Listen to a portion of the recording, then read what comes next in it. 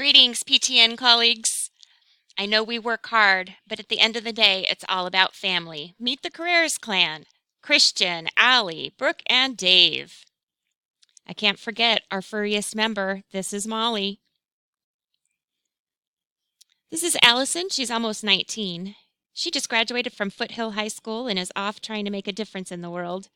This young lady has decided to study psychology and work with wounded veterans coming back with PTSD. So proud of her. And this is our daredevil. This is Christian. He's grown up a lot, but as you can see, he's passionate about just about everything, except for homework. Between his electric guitars, motorcycles, playing football, lacrosse, singing his heart out, this young man loves, like I said, just about anything but homework. Both my husband Dave and I love the work that we do. We love making a difference in the world.